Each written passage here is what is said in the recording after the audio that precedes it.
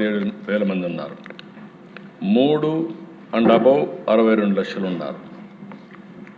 దగ్గర 3 లక్షల మంది 2 కంటే ఒకరే ఉండేవాళ్ళు, 2 కంటే ఎక్కువ ఉండేవాళ్ళు 3 లక్షల మంది పిల్లలు ఉన్నారు.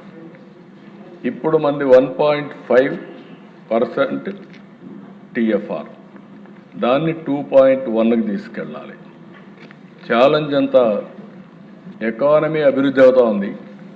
అభివృద్ధి అయినప్పుడు ఆటోమేటిక్గా డబ్బులు సంపాదించే విధానంలో పిల్లలు దొరుకునే పరిస్థితి వస్తూ ఉంది. దీనివల్ల చాలా దేశాలు ఇబ్బంది పడ్డాయి. అందుకే ఒక నూతనమైన విధానం కోసం ఈరోజు మేము ఆలోచించేది, ఈ రెండో బిడ్డ కానీ చైల్డ్ కానీ 2 కంటే అబౌవ్ ఎంతమంది వాళ్ళు ఇచ్చేస్తే డెలివరీ సమయంలోనే 25,000 రూపాయలు ఆ పేరెంట్స్కి డబ్బులు ఇస్తామని చెప్తున్నారు.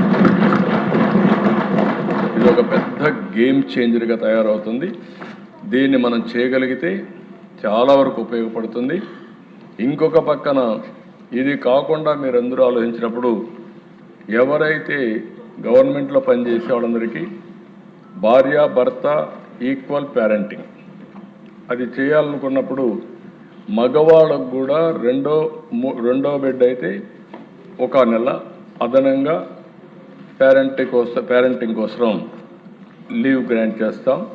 అదే మరి రెండో బిడ్డ కన్నా 3వ బిడ్డ అయితే అనదర్గా 1 మంత్ 2 నెలలు ఇస్తాం.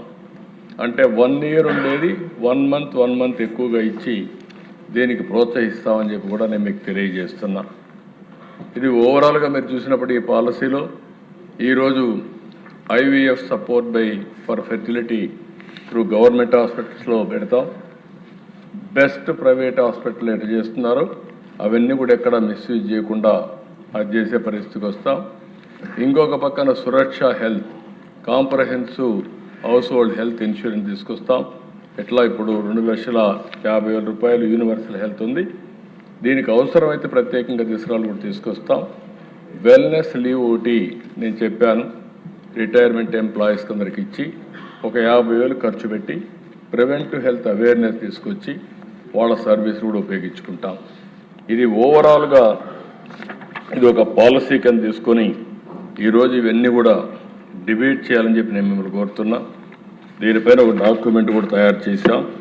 ఆ డాక్యుమెంట్ మీకు అందరికీ ఆన్లైన్లో కూడా పెడుతున్నాం. ఆన్లైన్లో పెట్టి చాలా డీటెయిల్స్ అన్నీ ఉన్నాయి. ఒకసారి మెంబర్స్ అందరూ కూడా చదివితే మీకు కూడా ఐడియా వస్తుంది.